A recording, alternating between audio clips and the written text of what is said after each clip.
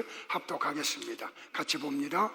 에베소 교회의 사자에게 편지하라. 오른손에 있는 7 별을 붙잡고 7 금촛대 사이를 거니시는 이가 이르시되, 내가 내 행위와 수고와 내 인내를 알고 또 악한 자들을 용납하지 아니한 것과 자칭 사도라 하되 아닌 자들을 시험하여 그의 거짓된 것을 내가 드러낸 것과 또 내가 참고 내 이름을 위하여 견디고 게으르지 아니한 것을 아노라. 그러나 너를 책망할 것이 있나니 너희 처음 사랑을 버렸느니라. 그러므로 어디서 떨어졌는지를 생각하고 회개하여 처음 행위를 가지라. 만일 그리하지 아니하고 회개하지 아니하면 내가 내게 가서 내 촛대를 그 자리에서 옮기리라. 오직 내게 이것이 있으니 내가 니골라 당의 행위를 미워하는도다. 나도 이것을 미워하노라. 귀 있는 자는 성령이 교회들에게 하시는 말씀을 들을지어다. 이기는 그에게는 내가 하나님의 낙원에 있는 생명나무의 열매를 주어 먹게 하리라. 아멘. 자리에 앉으시겠습니다. 찬양이 있겠습니다.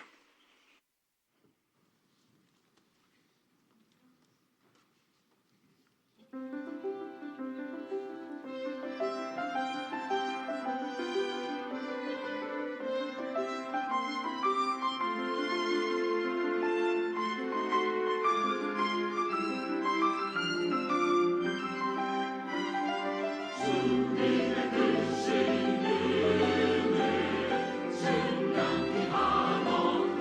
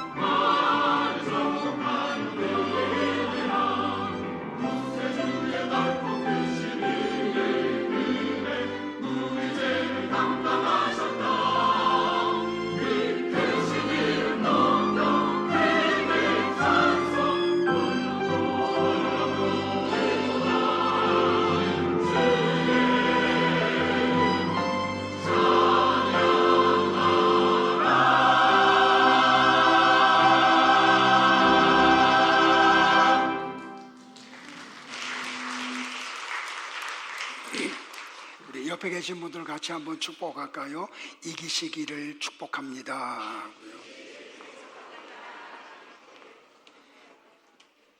어떻게 명절들 잘 세셨어요?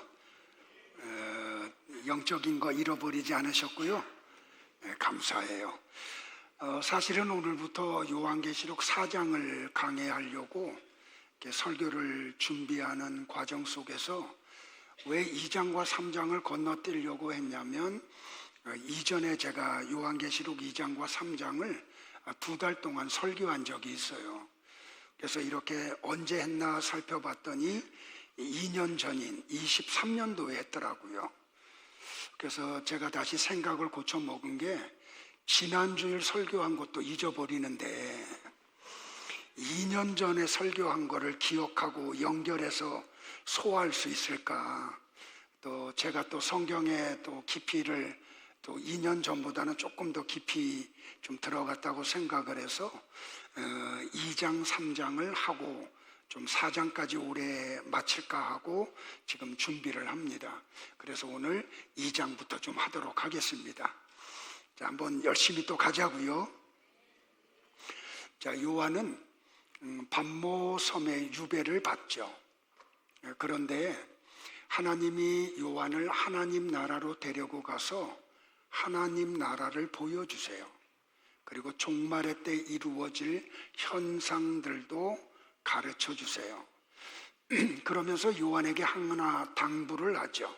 내가 너에게 보여주고 들려준 내용을 너는 에베소 교회 또는 서머나 교회, 버가모 교회, 두아디라 교회, 사대 교회, 빌라델비아 교회, 라오디게아 교회의 7교회 사자에게 편지를 써서 보내라고요.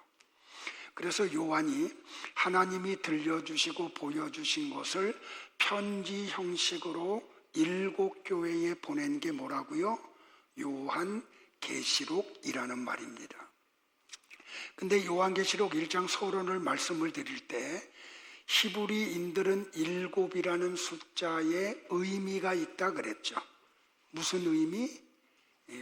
전체라는 의미. 그러므로 이 요한계시록은 전 시대의 모든 교회를 향한 예수님의 편지예요. 그러면 이 요한계시록은 오늘 우리 교회를 향해서 보내신 예수님의 편지이기도 하죠. 그러니까 우리가 지금 예수님한테 직접 편지를 받았다는 것을 잊으면 안 돼요. 그러면 이 요한계시록이라고 하는 편지를 통해서 예수님이 우리 교회에 말씀하시고자 하는 게 뭔가, 그 내용이 뭔지를 우리가 알아야 되잖아요. 그래서 오늘 좀 복습하는 의미로 정리를 할게요. 예수님이 우리 교회에 보낸 편지의 내용이 뭐냐면 이거예요. 은혜와 평강교회 성도들아, 사탄이 너희들을 미혹하고 있어. 지금도 사탄이 우리를 미혹하고 있다는 거예요. 너희들은 그 미혹에 넘어가지 마라. 그리고 언젠가 마지막 날이 있고 그 마지막 날에는 하나님의 심판이 있어. 그러므로 너희들이 잘못된 것이 있다고 하면 돌이켜서 회개하라. 그러면 하나님이 너희들에게 이런 상급을 주실 거야. 이게 지금 2장과 3장을 통해서 예수님이 우리에게 하고자 하는 말씀이에요. 자, 하나님이 이 세상을 창조한 목적이 있어요. 우주를 창조하고 만물을 창조하고 사람을 창조한 목적이 있어요. 그 목적은 뭐냐면 하나님의 말씀에 순종을 하고 그리고 그 하나님이 말씀하신 것을 따라가라는 거죠. 그런데 사탄은 하나님이 이 세상을 왜 창조하셨는지를 알아요. 그래서 하나님은 인간들로 사탄이 인간을 미혹해서 하나님의 창조의 목적을 파괴시켜 버려요. 그래서 그 사탄의 미혹을 받은 인간이 하나님의 명령을 불순종하죠. 그리고 하나님의 영광을 찬양하지 못해요. 자, 미안해요. 하나님이 우주와 만물을 창조한 목적은 바로 이거예요. 다 같이 한번 볼까요? 시작. 모든 피조물이 하나님께 순종하고 하나님의 영광을 반사해내는 것입니다. 근데 인간에 의해서 이 창조의 목적이 파괴가 돼요. 근데 하나님은 어떤 사람들을 통해서 하나님의 창조의 목적을 이루시려고 해요. 이걸 사단이 알아요. 사단은 어떤 무리들에 의해서 하나님의 창조의 목적이 이루어지면 자기들의 모든 것이 끝남을 알아요. 자, 다시요. 하나님의 창조의 목적이 이루어지면 사단은 무저갱에 갇혀서 영원히 하나님의 형벌을 받아요. 그러니까 사단은 이걸 알기 때문에 어떻게든지 하나님의 창조의 목적이 이루어지지 않도록 방해를 해요. 그런데 하나님의 창조의 목적이 어디에서 누구를 통해서 이루어져요? 교회 안에서 성도들을 통해 이루어져요. 그러니까 사단은 교회를 통해서, 교회 안에서 성도들을 통해 하나님의 창조의 목적이 이루어지면 자기들이 끝나는 것을 알기 때문에 어떻게든지 이것을 방해해야 돼요. 그래서 지상교회가 사단의 미혹을 받고 사단에 의해서 공격을 당하는 거예요. 이걸 나와 여러분들이 꼭 아셔야 돼요. 그러니까 오늘도 사단은 우리 교회를 공격할까요? 안 할까요? 공격해요.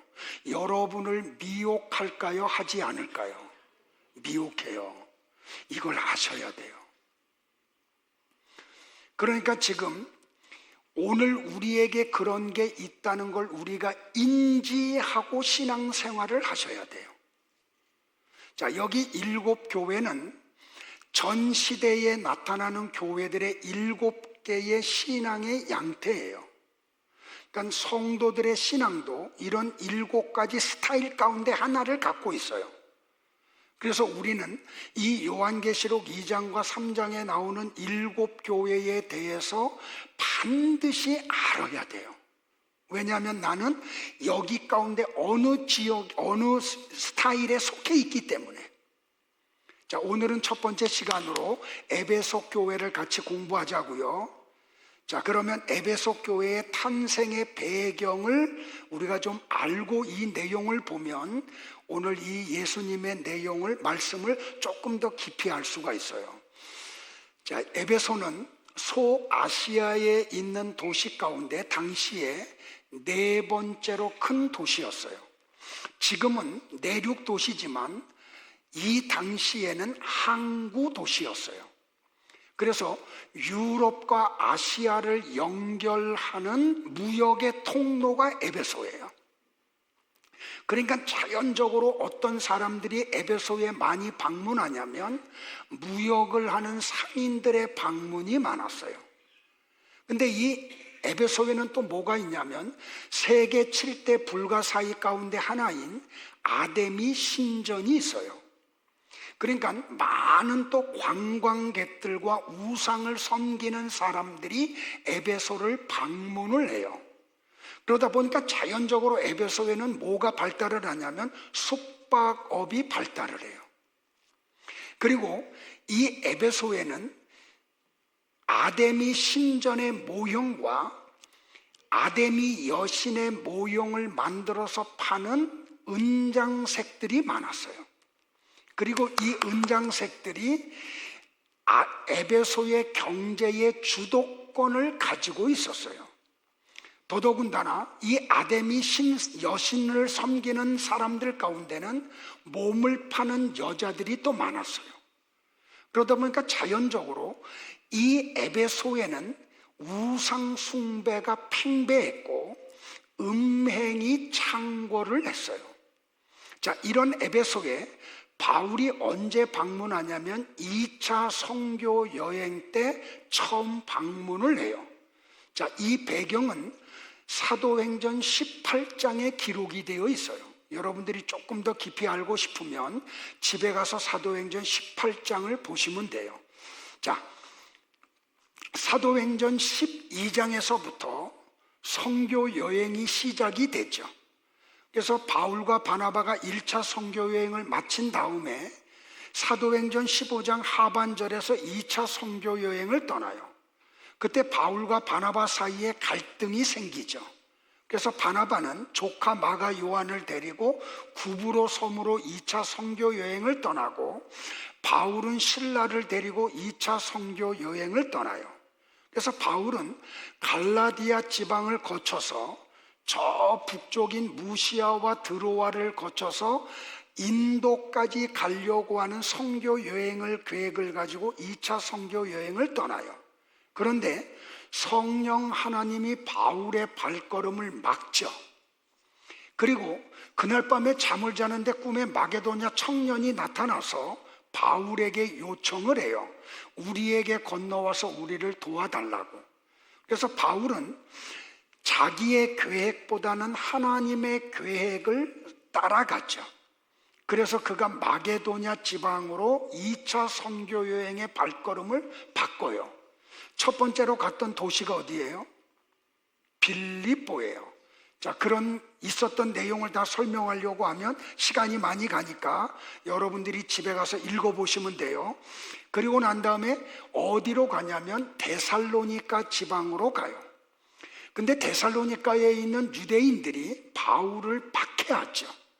그래서 바울이 데살로니가에서 몰래 빠져나와서 베레아로 가고 베레아를 거쳐서 아덴에 가요. 근데 아덴에서 바울이 처절한 실패를 겪죠. 그리고 마침 선교비도 다 떨어졌어요. 그래서 바울이 아덴에서 떠나서 어디로 가냐면 고린도로 가요. 그래서 고린도에서 바울이 선교비가 없기 때문에 그가 가지고 있는 천막을 짓는 기술을 가지고 취업을 해요. 그래서 자비량 사역을 하는데 낮에는 일을 하고 저녁에는 같이 일했던 사람들을 불러 모아놓고 성경을 가르쳤어요. 그래서 고린도 교회가 탄생을 해요. 그런데 여기서 누구를 만나냐면 브루스길라와 아굴라 부부를 만나요. 그래서 브루스길라와 아굴라 부부도 바울을 통해서 믿음의 사람이 되고 성경을 알게 되죠. 그래서 바울은 이 부부를 고린도 교회에 떨어뜨려 놓고 자기를 파송했던 수리아 안디옥 교회로 돌아가는 과정 속에 에베소를 방문을 해요. 이 브루스길라와 아굴라 부부를 데리고, 그리고 그 에베소에서 복음을 전한 다음에 무슨 일을 하냐면 브루스길라와 아굴라 부부를 에베소에 떨어뜨려 놓고 수리아 안디옥으로 돌아가요. 그래서 이 브루스길라와 아굴라 부부가 에베소에서 선교를 하면서 사역을 하죠. 그런 가운데 누가 오냐면 아볼로라고 하는 청년이 와요. 근데 이 아볼로는 어떤 사람이냐면 하나님의 말씀에 능통한 자인데 예수님의 세례는 모르고 요한의 세례만 알고 있었어요. 그래서 이 브루스길라와 아굴라 부부가 아볼로를 데려다가 하나님의 도를 더 정확하게 풀어서 가리켜서 아볼로로 하여금 훌륭한 말씀 사역자로 만들어요. 자, 그런 가운데 바울은 수리아 안디옥 교회에 가서 2차 선교 보고를 하고 3차 선교 여행을 떠나요. 그러다가 어디에 들리냐면 에베소 지방에 다시 와요. 그 내용이 사도행전 19장에 기록이 되어 있어요. 바울은 에베소에 와서 회당에 가서 유대인들에게 3달 동안 하나님의 나라에 관하여 강론을 해요. 그리고 두란노 소원에서 2년 동안 매일매일 말씀을 강론해요. 근데 하나님이 어떤 역사를 일으키냐면 바울의 몸에 있던 손수건이나 앞치마를 가지고 무슨 병에 걸렸든지 병든 사람의 몸에 얹으면 그 병에서 깨끗하게 나음을 입었어요. 심지어는 악귀들도 사람들 속에서 나갔어요. 그래서 에베소 교회가 설립이 돼요. 이 두란노 소원에서 2년 동안 매일 강론됐던 말씀의 능력이 얼마나 기가 막혔냐면 마술을 하던 사람들이 자기들의 마술을 가리키는 책들을 갖다가 광장에다 놓고 불을 질러버려요. 근데 그 양이 얼마나 되냐면 5만이나 될 정도로 엄청난 양을 불질러 버려요. 그래서 이 에베소 지역에 하나님의 말씀이 힘이 있어 흥왕하고 세력을 얻어요. 그래서 에베소 교회가 세워져요. 이게 에베소 교회의 설립 배경이에요. 그런데 바로 이 에베소 교회를 향해서 예수님이 요한을 통해서 첫 번째로 칭찬을 하시죠. 자, 칭찬의 내용이 2절과 3절에 있어요. 한 번만 더 합독할까요? 시작. 내가 내 행위와 수고와 내 인내를 알고 또 악한 자들을 용납하지 아니한 것과 자칭 사도라 하되 아닌 자들을 시험하여 그의 거짓된 것을 내가 드러낸 것과 또 내가 참고 내 이름을 위하여 견디고 게으르지 아니한 것을 아노라. 자, 예수님이 에베소 교회를 칭찬하는데 뭘 칭찬했어요? 야, 내가 너희들의 행위들과 수고와 인내를 내가 알고 있어. 그들의 행위와 수고와 인내를 예수님이 칭찬을 했어요. 근데 예수님이 에베소 교회 행위와 수고와 인내를 뭐 했다고요? 아셨다 그러죠.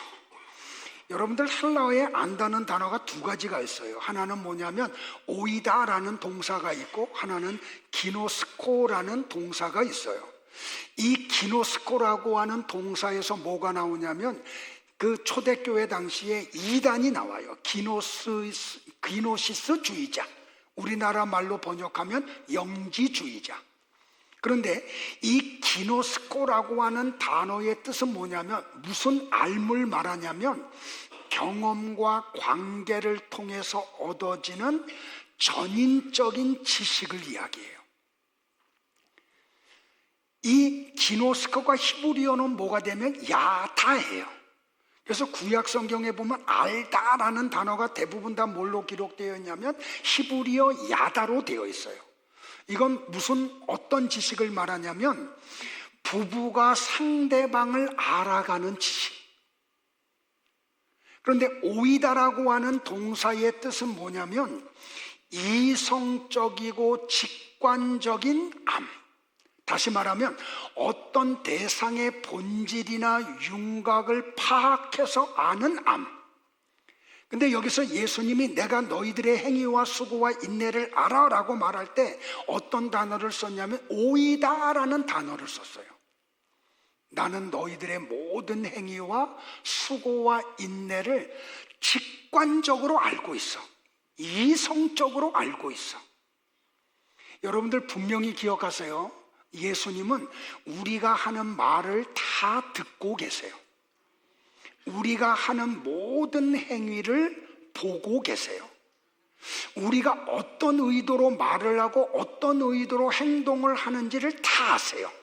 오이 다 하고 계세요. 그러니까 예수님이 이 에베소 교회를 향해서 지금 뭐라고 이야기했다고요? 나는 너희들의 행위와 수고와 인내를 직관적으로 다 알고 있어. 이걸 칭찬하고 있다고요.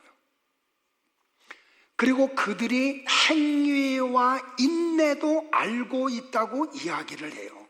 근데 여기 행위라고 하는 헬라어가 엘가예요. 복수형이에요. 그러니까 어떤 한 번의 행동, 어떤 하나의 행위를 말하는 게 아니고 그들이 계속해서 하고 있는 행위들을 알고 계셨다는 거예요. 그러면 에베소 교회 성도들의 행위와 수고가 뭔지를 우리가 또 좀 알아야 되겠죠. 자, 수고라고 하는 헬라어가 뭐냐면 톤코폰이에요. 이거는 단순히 한두 번 하는 수고를 말하는 게 아니고 지속적으로 하는 수고.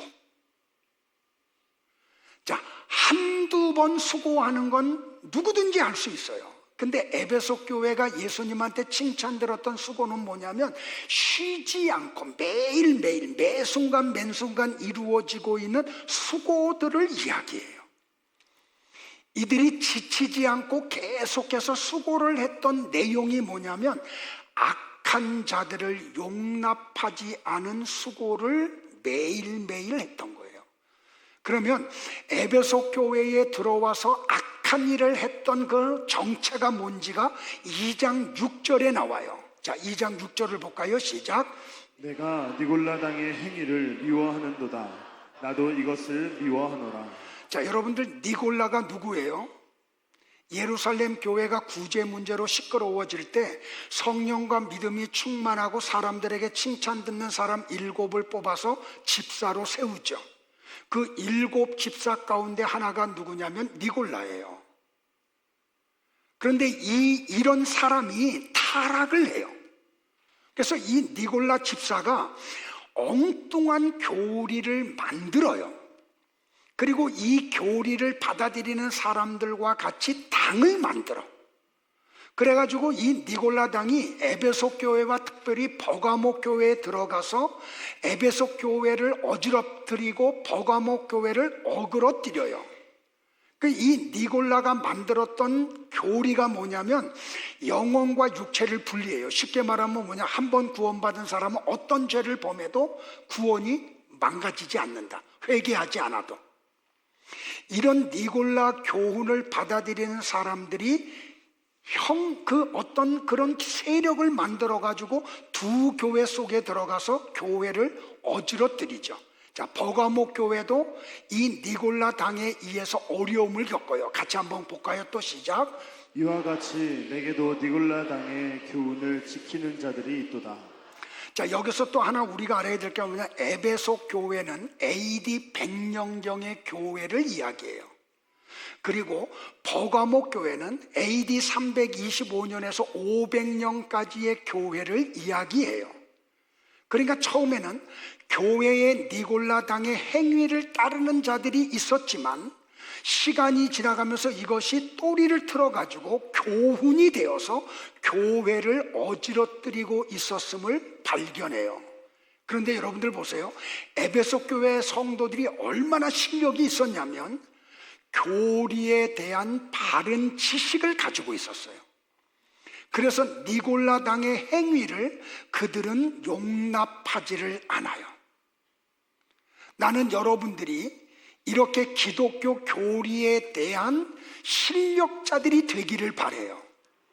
그래서 기독교 교리가 아닌 다른 교리를 누군가가 가지고 와서 은연중에 여러분에게 자꾸 가르쳐주면 그 행위를 그치게 하는 실력자들이 다 되기를 축복을 해요. 예수님이 바로 에베소 교회의 이 내용을 칭찬을 한 거예요. 자, 두 번째는 뭘 칭찬하냐면 그들의 수고 가운데 하나가 뭐냐면 거짓 선생들의 정체를 드러내서 그들을 교회에서 몰아낸 것을 칭찬을 해요. 자, 2절을 또 한번 볼까요? 시작.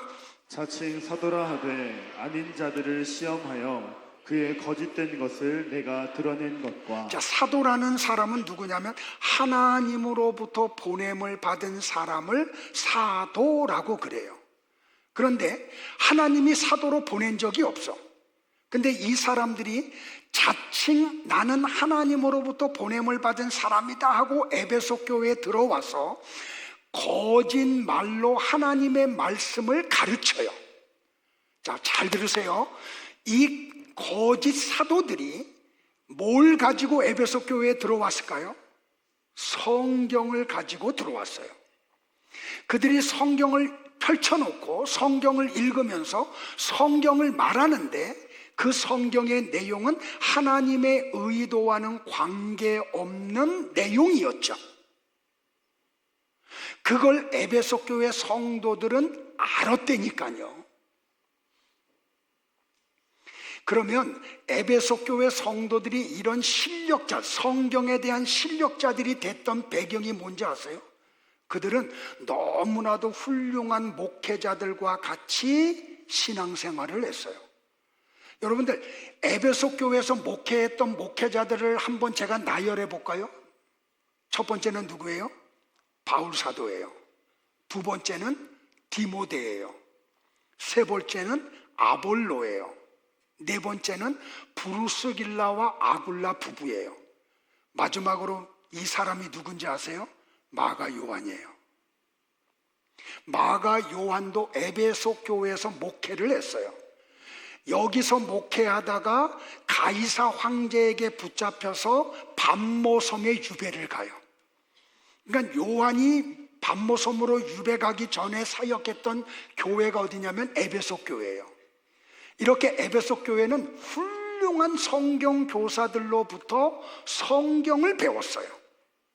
그러니까 그들은 거짓 사도들이 와서 거짓말로 하나님의 말씀을 강론할 때 저들은 가짜야 라고 하는 것을 한눈에 눈치챘다니까요. 그래서 그들의 정체를 드러나게 만들어 버렸어요. 나는 우리 교회가 그런 교회 되기를 축복을 해요. 그러면 바울이 아까도 서론에서 이야기했지만 두란노 소원에서 몇 년 동안? 2년 동안 얼마? 매일매일 2년 동안 쉬지 않고 두란노 소원에서 말씀을 가르쳤어요. 여러분들 한번 생각해 보세요. 만약에 바울이 이때 당시에 성경을 가르칠 때 1시간 했겠어요? 적어도 제가 볼 때는 2시간에서 5시간은 했을 거예요. 근데 만약에 이걸 1시간 설교의 분량으로 말한다고 하면 몇 편의 설교를 한 거예요? 365 더하기 365 하면 730번 설교한 거예요. 1시간짜리를. 이걸 만약에 5시간짜리로 생각을 하면요, 몇십 년 동안의 분량의 설교를 2년 동안 쏟아낸 거예요. 여러분들이 주일날 설교 1시간짜리 한 번 듣는 걸 따지면, 그러니까 이 에베소 교회 성도들은 엄청난 분량의 말씀을 배웠던 거예요. 그래서 거짓 사도들의 정체를 드러낼 수 있었던 거예요. 제가 여러분들하고 이렇게 말씀을 가지고 교제하면서 제가 은퇴하고 나면 여러분들은 에베소 교회와 같은 그런 능력 있는 말씀의 사람들이 되기를 축복을 해요. 그래서 거짓 선생들이 와서 우리 교회에서는 설교를 할 수 있는 자리가 마련되지 않도록, 예수님이 이걸 칭찬했다니까요. 두 번째로 뭘 칭찬했냐면 인내를 칭찬했어요. 자, 같이 한번 3절을 또 한번 볼까요? 시작. 또 내가 참고 내 이름을 위하여 견디고 게으르지 아니한 것을 아노라. 예, 여기서 에베소 교회가 인내했던 것이 뭐냐면 예수님의 이름 때문이었어요. 다른 거 없어요. 예수님이 뭐라고 너희들이 내 이름을 위하여 라고 하는 헬라어 어구가 어떻게 되냐면 디아토 오노마 무오예요. 여기에서 전치사 디아, 무엇을 통하여, 이게 목적격인 토 오노마 무오와 관련해서 해석하는 방법이 두 가지예요. 하나는 뭐냐면 내 이름을 위하여 너희들이 고난을 받았는데 인내했다. 너희들이 내 이름 때문에 고난을 당했는데도 불구하고 너희들은 인내했다라고 말씀을 해요. 그러니까 이 에베소 교회는 예수님의 이름 때문에, 예수님의 이름을 위해서 고난을 받았는데도 불구하고 끝까지 참아냈던 거예요. 그렇다면 오늘 나와 여러분들에게도 이 인내가 있기를 주의 이름으로 축복을 해요. 그러니까 우리가 다른 것 때문에 어려움을 당하는 게 아니고 예수님 때문에, 예수님 이름을 위하여 고난을 당하는 분들이 되기를 바라고, 그 고난이 올 때 끝까지 참는 분들이 되기를 주의 이름으로 축복을 해요. 자, 그 내용을 사도행전 19장에서 한번 찾아볼게요. 구체적으로 어떤 일인지를. 시작. 에베소에 사는 유대인과 헬라인들이 다 이 일을 알고 두려워하며 주의 예수의 이름을 높이고 믿은 사람들이 많이 와서 자복하여 행한 일을 알리며 또 마술 행하던 많은 사람이 그 책을 모아 가지고 와서 모든 사람 앞에서 불사르니 그 책값을 계산한즉 은 5만이나 되더라. 예. 자, 그런데 이렇게 실력 있는 에베소 교회를 예수님이 책망을 하죠. 자, 여러분은 이 책망이 뭔지 이미 다 아셔요, 그죠? 그래도 한번 성경을 같이 볼게요. 시작. 그러나 너를 책망할 것이 있나니 너희 처음 사랑을 버렸느니라. 예, 우리가 속된 말로 그런 말을 첫사랑을 회복하자. 그럼 사랑이 뭐냐는 거예요. 우리가 이 예수님의 에베소 교회를 향해서 너희들이 처음 사랑을 잃어버렸어. 그 어디서 잃어버렸는지를 알고 돌이켜서 회개해, 회복해 라고 얘기하죠. 그러면 이 사랑이 뭐냐는 거예요. 이 내용을 알려고 하면 에베소서 1장으로 가야 예수님이 회복하라고 하는 처음 사랑이 뭔지를 비로소 알 수가 있어요. 자, 에베소서 1장 3절부터 14절에 그 내용이 나와요. 자, 바울은 에베소 교회를 향해서 이렇게 얘기하죠. 찬송해라. 누구를? 하나님을. 왜 하나님을 찬양하라 그래요? 하나님이 너희들에게 신령한 복을 주시기 위해서 그래. 자, 보세요, 여러분들. 하나님은 나와 여러분들에게 신령한 복을 주시기를 원하세요. 그 신령한 복이 뭐예요? 예수 그리스도로 말미암아 받는 구원을 말해요. 이 신령한 복을 하나님이 우리에게 주시려고 창세전에 우리를 선택해 놓으셨어요. 잘 들으셔야 돼요, 여러분들. 거짓 선생들의 거짓말에 속으면 안 돼요. 성경이 말하는 복은 물질이나 건강이나 이 세상에서 잘 되는 거 아니에요. 성경에서 말하는 하나님이 우리에게 주시는 신령한 복은 예수 그리스도로 말미암아 받는 구원이에요. 이 복을 받으시기를 바라요. 이 신령한 복이 뭐냐면 예수 그리스도로 말미암아 구원받은 사람들은 뭘 하냐면 하나님의 영광을 찬양해요. 이게 신령한 복이에요. 그러니까 찬양대 대원들이 진짜 복받은 사람들이에요. 이 경배와 찬양하는 분들이 복받은 사람들이에요. 왜? 신령한 복을 받은 걸 지금 하고 있으니까. 우리 성도들이 이 신령한 복을 받은 분들이에요. 여러분들은 예배 때마다 하나님의 영광을 찬양하고 있기 때문에 말이에요. 자, 이렇게 보세요. 하나님이 우리에게 신령한 복을 주시려고 창세전에 우리를 선택하시고 예수 그리스도를 보내서 십자가에서 죽게 하시고 그 십자가에서 죽으신 예수 그리스도로 말미암아 우리에게 구원을 주셨어요. 이렇게 구원을 받은 성도들은 하나님의 영광을 찬양으로 드러내요. 이렇게 에베소 교회 성도들이 신령한 복을 받자 비로소 뭘 알아요? 사랑을 알아요. 그러니까 여기 처음 사랑은 뭘 얘기하냐면 하나님의 은혜로 말미암아 구원받은 것을 잊지 않고 감사하며 감격하는 행위를 이야기해요.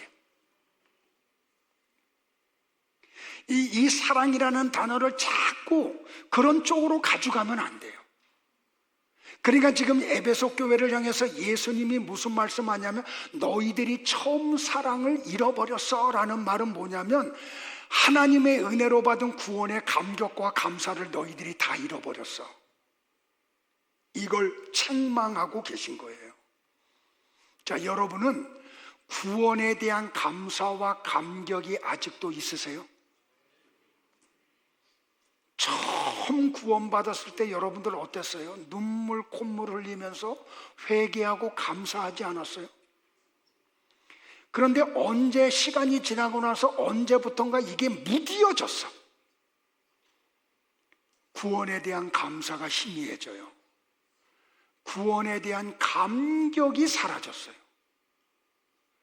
그러면 오늘 이 에베소 교회를 향한 이 책망은 바로 나와 여러분을 향한 책망이라는 것을 잊으면 안 돼요.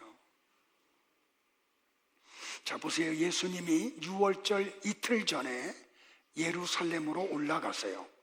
근데 그 올라가는 여정 속에 어디로 가냐면 베다니에 있는 문둥이 시몬의 집에 들어가세요. 아마 이 시몬은 나병에 걸렸다가 아마 고침을 받은 사람 같아요. 그래서 너무 감사해서 예수님을 자기 집에 식사로 초대를 한 거예요. 그래서 예수님과 제자들이 그 시몬의 집에 들어가자 마리아가 300데나리온이나 되는 향유를 담은 옥합을 깨뜨리고 와서 예수님의 머리에 그 향유를 부어요. 시편 23편이 성취가 되는 거죠. 그래서 그 향유가 머리에서 그 어깨를 타가지고 가슴을 거쳐서 허벅지를 통해서 발까지 흘러가요. 그러자 마리아가 어떻게 해요? 예수님 앞에 무릎을 꿇고 자기의 머리를 풀어헤쳐서 예수님의 발을 닦아드려요. 여러분들, 이런 놀라운 일이 일어나자 가룟 유다가 마리아를 책망을 하죠. 요한복음 12장에 보면 어찌하여 이 향유를 300데나리온에 팔아 가난한 자들에게 주지 아니하였느냐라고 말이에요. 그러자 그 가룟 유다의 말을 들었던 11명의 제자들이 분노해요. 그리고 마리아를 11명이 똑같이 책망을 해요. 무슨 의도로 이것을 허비하느냐? 이것을 비싼 값에 팔아 가난한 자들에게 줄 수 있었겠도다. 이 모든 광경을 지켜봤던 예수님이 시몬에게 한 가지 비유의 말씀을 하세요. 빚주는 사람에게 빚진 자가 둘이 있어 하나는 500데나리온을 줬고 하나는 50데나리온을 줬는데 갚을 것이 없으므로 둘 다 탕감하여 주었으니 둘 중에 누가 그를 더 사랑하겠느냐라고 말이에요. 그러자 시몬이 예수님에게 이렇게 대답을 해요. 많이 탕감함을 받은 사람이 더 많이 사랑합니다. 지금 이거 비유예요, 여러분들. 구원과 연결해서 이 말씀을 여러분들이 이해를 하셔야 되는 거예요. 자, 시몬이 그렇게 답변을 하자 예수님은 마리아를 보면서 가룟 유다와 11명의 제자들로부터 책망을 받고 있는 마리아를 보시면서 시몬에게 이렇게 말씀을 하세요. 다 같이 볼까요? 시작. 이 여자를 보느냐? 내가 내 집에 들어올 때 너는 내게 발 씻을 물도 주지 아니하였으되 이 여자는 눈물로 내 발을 적시고 그 머리털로 닦았으며 너는 내게 입맞추지 아니하였으되 그는 내가 들어올 때부터 내 발에 입맞추기를 그치지 아니하였으며 너는 내 머리에 감람유도 붓지 아니하였으되 그는 향유를 내 발에 부었느니라. 이러므로 내가 내게 말하노니 그의 많은 죄가 사하여졌도다. 이는 그의 사랑함이 많음이라. 사함을 받은 일이 적은 자는 적게 사랑하느니라. 자, 예수님은 마리아의 구원 이야기를 지금 풀어가시면서 뭐라고 이야기해요? 그의 많은 죄가 사함을 받은 자야. 그는 구원의 감사와 감격 속에 사는 사람이야. 그래서 그가 지금 사랑을 많이 하고 있어.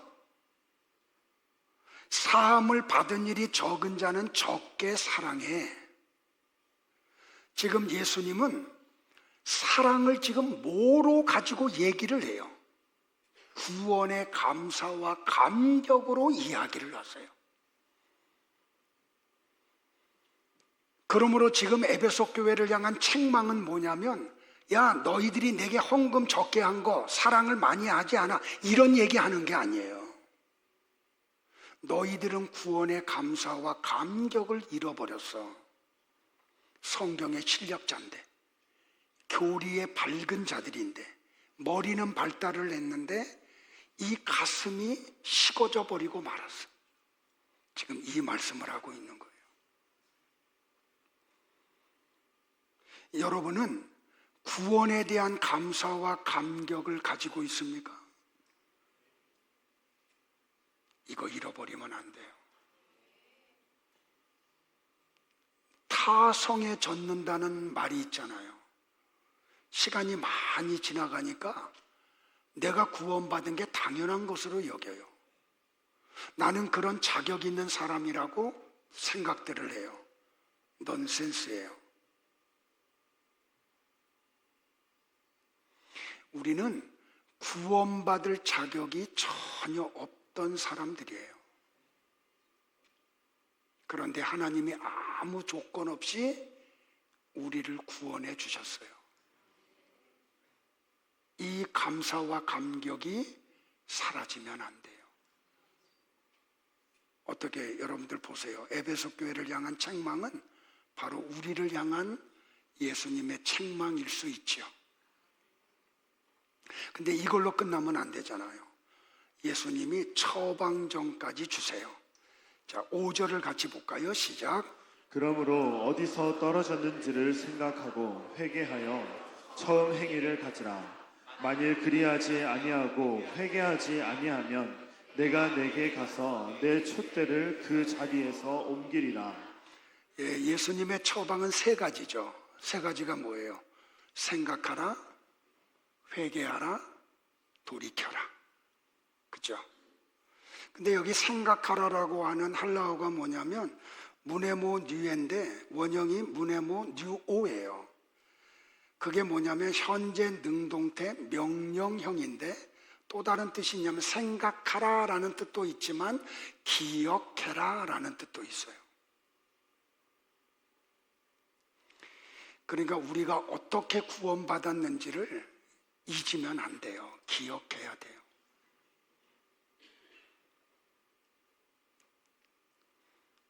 그러니까 우리는 구원에 대한 감사와 감격이 사라지면 안 돼요. 언제부턴가 무디어져 버리잖아요. 그냥 아무런 느낌 없어. 그냥 이 뱃속에서부터 가슴에서부터 심령으로부터 부르는 찬양이 아니고 그냥 곡을 어떻게 해석을 해서 목소리를 어떻게 아름답게 찬양을 할까? 이런 찬양은 하나님이 기뻐하지 않으세요. 이 심령 깊은 속에서부터 그 우러나오는 그런 찬양.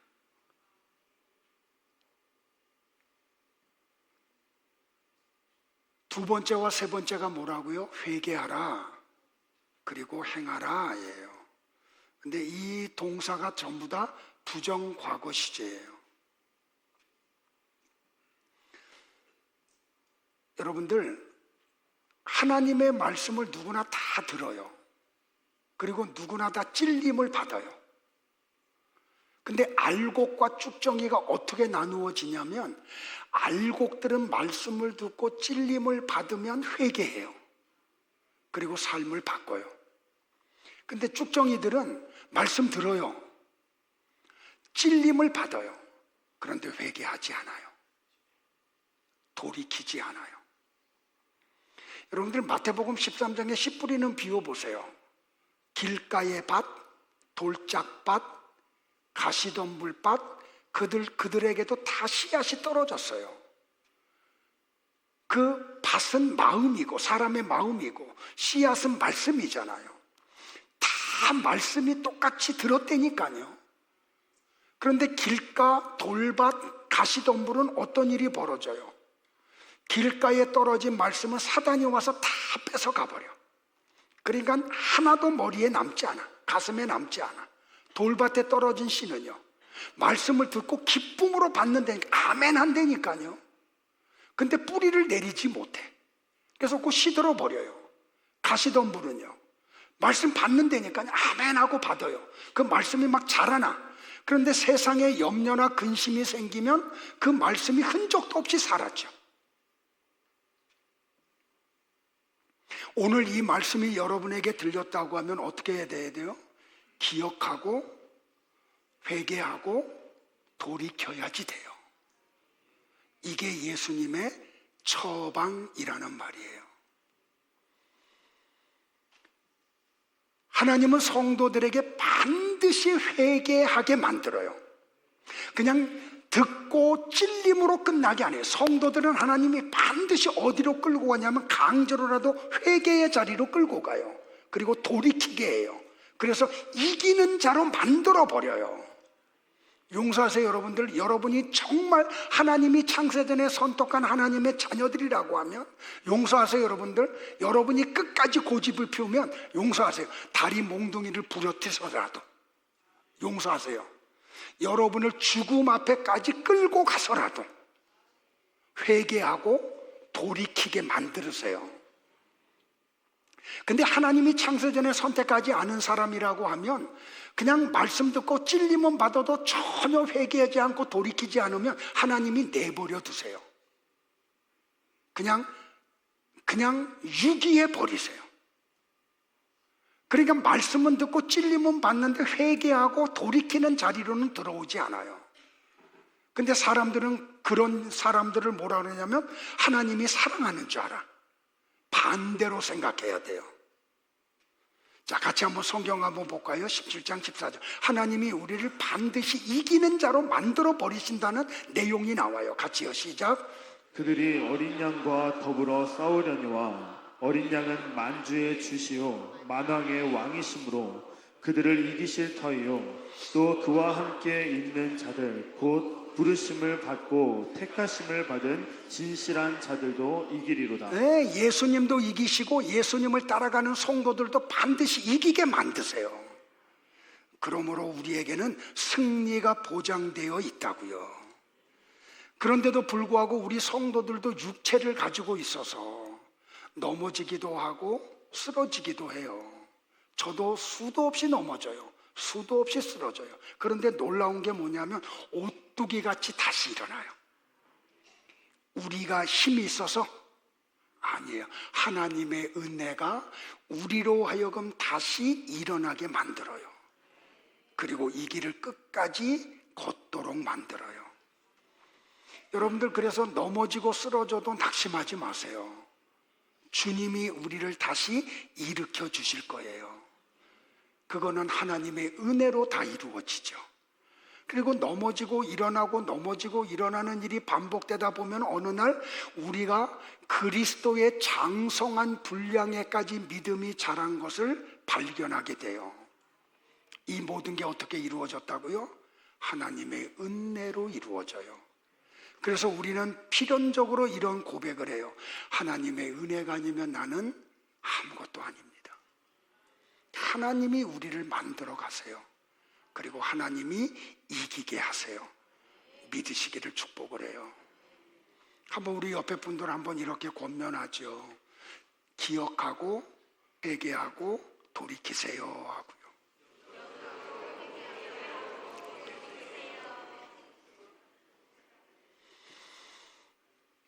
여러분들, 에베소 교회는 성경의 밝은 교회였어요.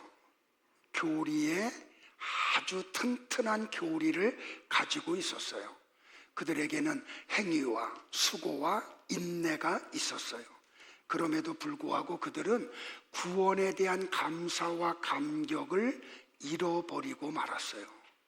근데 예수님이 뭐라 그래요? 너희들이 만약에 생각하고 회개하고 돌이키지 않으면 촛대를 옮겨버릴 거야, 그러죠.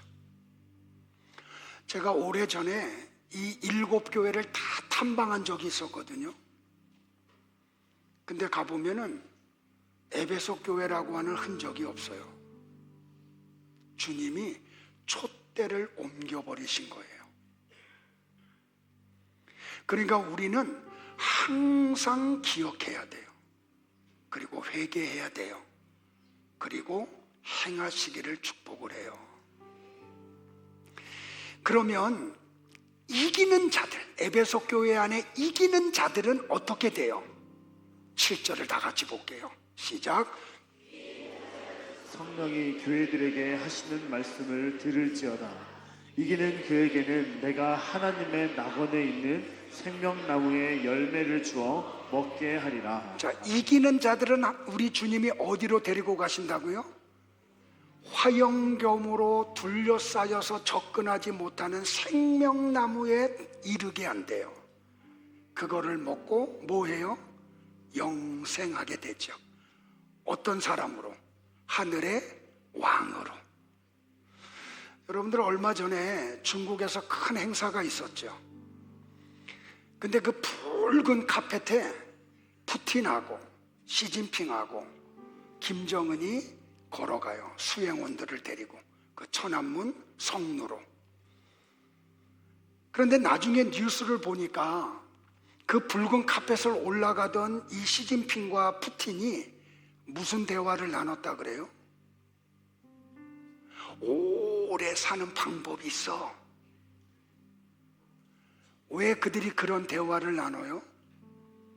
그들이 누리고 있는 영화가 상상을 초월하죠.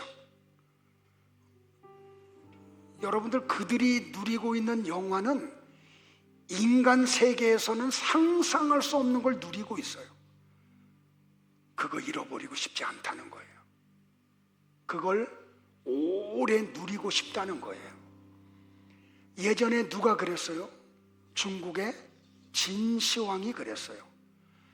그래서 그는 오래 살고 싶었어.